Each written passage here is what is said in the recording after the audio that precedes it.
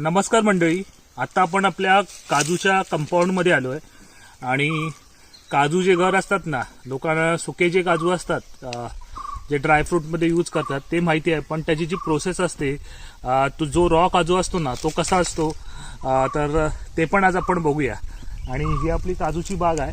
यंदा काजू हवे तसे आले नाहीत. मोहोर पहिल्या सुरुवातीला खूप चांगला होता, पण त्याच्यानंतरला मोहोर करपला थंडीमुळे आणि उन्हामुळे पण. तर जाऊन थोड्याशा बिया आहेत, त्या बिया आपण काढूया. चला.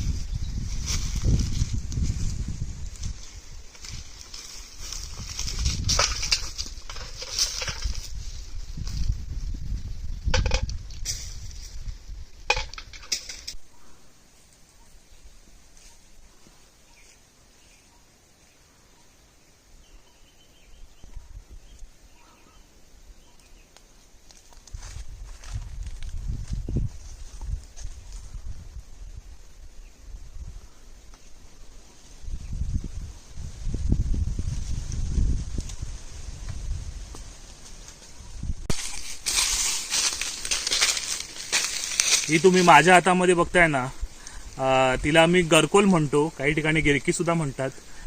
कलकाची काठी आहे, बांबू असतो ना त्याची बारीक काठी आहे, आणि तिला इकडे आपण असं बांधून घेतलंय जेणेकरून जे उंच काजू आहेत ना वरती ते हलवायला मिळतील आपल्याला.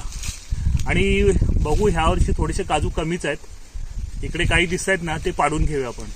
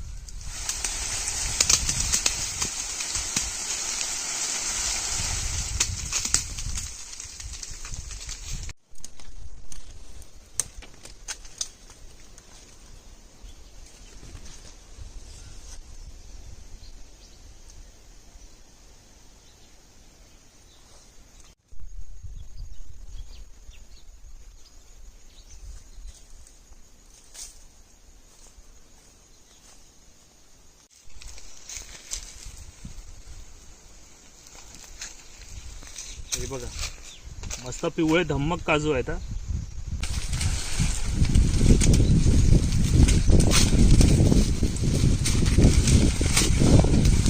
हा बघा मस्त एकदम पिवळा धम्मक काजू आहे आणि एवढा गोड लागतो ना हा. तर आता शेतकरी काय करतात माहिती आहे का, जर आम्ही रानात वगैरे जातो ना फिरायला आणि तेव्हा जर पाणी नसेल ना तुमच्याकडे, तर पाण्याचा सोर्स आहे हा काजू, तुम्ही खाऊ शकता. वरचा भाग काढून टाकायचा, नाहीतर मग घसा आहे ना तो खवखवतो आणि तुम्ही डायरेक्ट आता खाऊ शकता.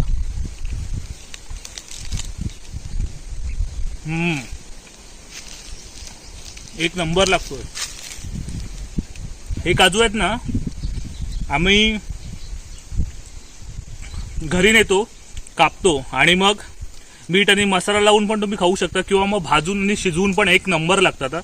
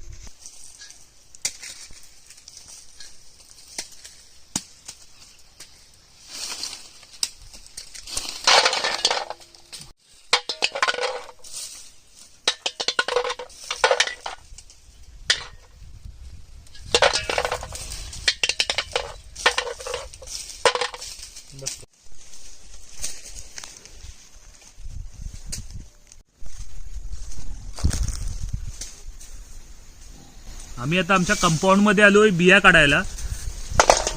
जवळजवळ 8 दिवसांनी आलो असणार आहे. त्यामुळे ह्या एवढ्या सगळ्या बिया म्हणजे काजू पिकलेले आपल्याला दिसत आहेत. ह्या वर्षी ना सुरुवातीला आपण एक व्हिडिओ बनवलेला मोहराची जी कंडिशन काय होती ना त्याच्यावरती. तर सुरुवातीला मोहर खूप चांगला होता, पण ह्या वेळेला असं झालंय ना की आता मोहर नंतरला थंडी पडली, परत ऊन पडला, त्यामुळे मोहर सगळा करपून गेला आणि बिया जशा पाहिजे होत्या ना तशा बियाच झाल्या नाही. यावर्षी बिया खूप कमी आहेत, म्हणजे सगळ्यांच्याच कमी आहेत. आंबा पण कमी आहे आणि बिया पण कमी आहेत. आपल्या एवढ्या थोड्याशा मिळाल्यात त्या आता काढूया.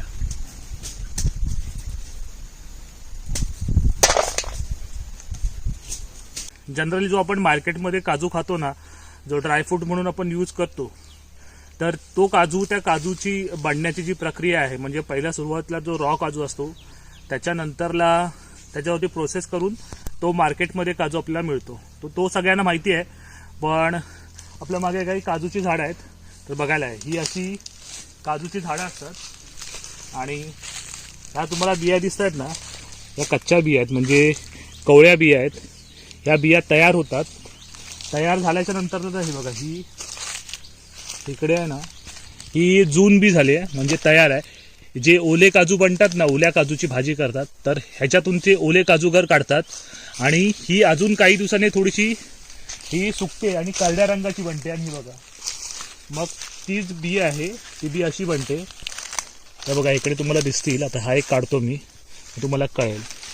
बघा हा काजू आहे, तो काजू पूर्णपणे पिकला आहे आणि ह्याच्यामध्ये तुम्हाला फरक कळेल.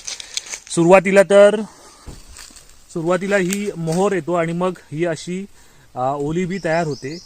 आता ही जी बी आहे ना, तर ह्या बीचा आपण जे ओले काजू आपण बनवतो ना, तर त्या ओल्या काजूंसाठी काजूगरांसाठी ही बी यूज करतात. आणि जो हा वरचा डेट आहे ना तो अजून मोठा होतो, तयार झाल्याच्या नंतरला मग तो असा बनतो. आणि ही जी बी आहे ती करड्या रंगाची बनते, म्हणजे अशी सुकते. म्हणजे ही आता तयार झाली, प्रोसेसिंगसाठी ही जाऊ शकते. मग ह्याच्यातून जे ड्रायफ्रूटमध्ये आपण काजू यूज करतो तर ते ह्याच्यातून तयार होतात. आणि हा जो वरचा बोंड आहे ना तो बोंड असा पिकल्याच्या नंतर असा बनतो. मग लाल असतात आणि पिवळ्या असे 2 कलरचे बोंड असतात. आणि ही बघा, ही बी पूर्णपणे तयार झाली आहे. तर हा असं आपण काढून घ्यायचं. तर ही बी जनरली आपण यूज करतो, वापर होतो हिचा. म्हणजे ड्रायफ्रूटसाठी असेल, भाजून खाण्यासाठी पण ह्या बीचा यूज करतात. ते ह्या प्रोसेसिंग जे युनिट असतात, कंपन्या असतात ना छोट्या छोट्या, तिकडे नेऊन ह्याच्यातून गर काढला जातो आणि मग तो मार्केटमध्ये विकायला येतो. त्याचा आता रेट 1000 रुपये 1200 रुपये किलो सुके जे ड्रायफ्रूट असतात, काजू असतात ना, त्यांचा रेट आहे. आणि हा जो बोंड आहे ना तो हा बोंड जनरली त्याचा यूज इकडे तरी आपल्या इकडे तरी सध्या काही होत नाही, तो फेकूनच देतात. नाहीतर मग थोडासा खाण्यासाठी यूज करतात. हा वरचा भाग कट करतात आणि तुम्ही चांगला पिकलेला असल्यामुळे कापून मीठ मसाला लावून किंवा मग शिजवून आणि भाजून सुद्धा आम्ही खाल्ले आहेत. तर ती एक टेस्ट चांगली असते ह्याची. आणि आपल्या इकडेच फक्त यूज होत नाही. आता तुम्ही गोवा साईडला बघाल ना, आपल्याला लागूनच गोवा राज्य आहे, तर गोवा साईडला ह्या बोंडांचा यूज ना फेनीसाठी करतात किंवा मग ह्याच्यावरती प्रोसेस करून ना हा जा ड्राय करून पण ह्याचा यूज करतात. तर असं आपल्याकडे पण काहीतरी झालं पाहिजे. म्हणजे गोव्याला तुम्ही बघाल ना तर गोव्यासाठी फेणी, तिकडे फेणीसाठी पण हा काजू मोठ्या प्रमाणात यूज होतो. आणि त्याला ह्या बोंडांचा रेट पण खूप चांगला, पर केजी जवळजवळ एक 25 ते 30च्या अराउंड पर केजी त्यांना हे बोंड जातात. आणि बियांचा रेट आहे तो बियांचा रेट अराउंड 170 किंवा 180, म्हणजे 150च्या वरतीच आहे. आणि आता ह्या गावठी असल्यामुळे गावठीला 150 रुपये वगैरे रेट इकडे आपल्या इकडे सध्या चालू आहे. आणि गोव्या साईडला असेल किंवा बाकीच्या ठिकाणी ज्या वेंगुर्ला जाती येतात ना, तर वेंगुर्लाला 170 रुपये रेट चालू आहे. पण असा हा रेट आहे ना तो फ्लक्च्युएट पण होत असतो. तर ह्याच्यासाठी एक पॉलिसी पण असली पाहिजे. त्या न्यूजमध्ये पण दाखवत होते. आपल्या जो मागचा अधिवेशन झाला त्या अधिवेशनामध्ये पण हा मुद्दा आलेला. तर काजू जे बागायतदार आहेत ना, त्यांना जर काय नुकसान झालं ना तर त्याची भरपाई वगैरे पण खूप कमी मिळते, खूप म्हणजे खूप कमी मिळते. तर मिनिमम प्राइस तरी ॲटलिस्ट तुम्हाला ह्या बियांचा मिळाला पाहिजे. आता गोव्यामध्ये त्यांच्याकडे अशी पॉलिसी आहे ना की त्यांच्याकडे काजू आल्याच्या नंतरला ना गव्हर्नमेंट पण त्यांच्याकडून त्या बिया खरेदी करतो. तर त्याचा जो रेट आहे तो रेट फिक्स आहे त्यांच्याकडे. म्हणजे 170 रुपये असेल तर सगळ्यांकडून सरसकट 170 रुपये मिनिमम प्राइस आहे. त्याच्यावरती गव्हर्नमेंट त्यांच्याकडून बिया खरेदी करतो. त्याच्यावरती जास्त असेल तर तो शेतकऱ्यांना फायदाच होतो. आपल्याकडे तसं नाही आहे. आपल्याकडे आता मार्केटमध्ये ना तुम्ही कोकणामध्ये बघाल तर सगळ्या बागायतदारांच्या जे काजू जे सुरुवातीला मोहर आलेला ना तो सगळा गेलाय, करपून गेलाय पूर्ण अक्षरशः. त्यामुळे बिया पण जशा पाहिजे होत्या तशा बिया झाल्याच नाही आणि रेट पण कमी झाले आहेत. तर तसं आपल्याकडे एक फिक्स पॉलिसी असेल तर त्याचा पण फायदा होऊ शकतो आपल्याला. आणि ओले काजू आहेत ते ओले काजू पण विकतात. ओल्या काजूंचा पण आता रेट जवळजवळ 1000-1200च्या किलोने आहे. म्हणजे जसं तुमची क्वांटिटी असेल ना, म्हणजे क्वालिटी आहे बीची, त्यानुसार रेट ठरतो. तर असं आहे. आणि आपली पण काही झाडं आहेत, ती सुरुवातीला आम्ही कंपाऊंड जेव्हा मोहर आला तेव्हा फिरलो तेव्हा बऱ्यापैकी वाटत होतं की ह्या वर्षी बिया मिळतील. पण तो पण असंच झालाय की सगळा मोहर करपून गेलाय. त्याच्यावरती काही बिया आहेत ना त्या आपण काढून घेऊ.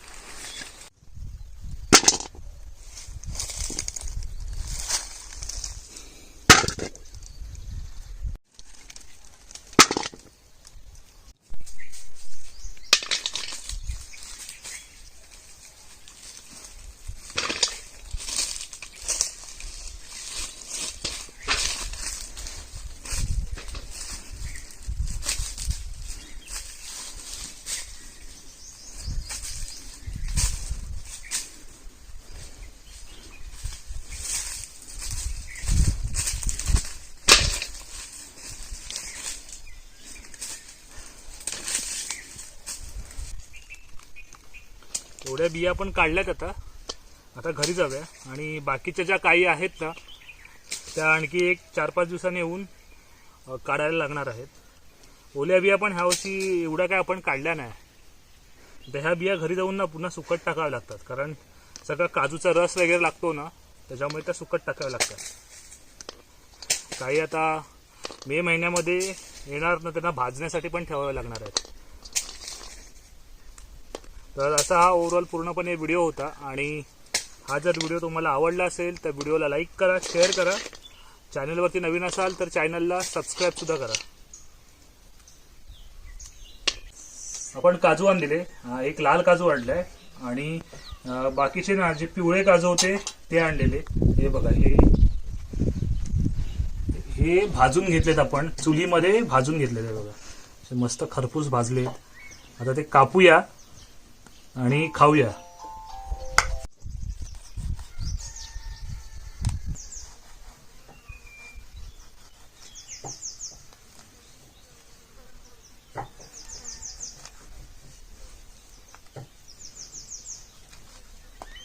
आणि हे बघा, हे आहेत ना, हे आपण भाजलेत, ते पण कापून घेऊया.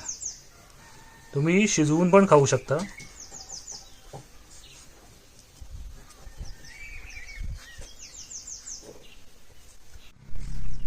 कापून घेतलेत काजू आणि वरती आता मस्त मीठ टाकूया.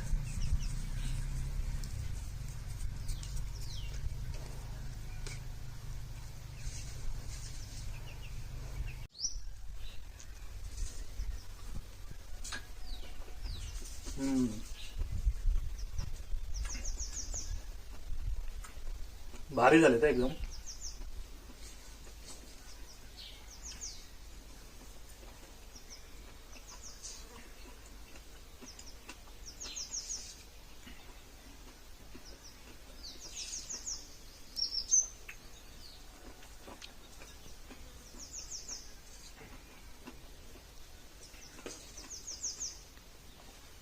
तुम्हाला पण ह्या काजूच्या सीझन मध्ये जर काजू मिळाले ना तर शिजवून किंवा मग असे कापून मीठ मसाला लावून पण नक्की ट्राय करा, खूप भारी लागतात.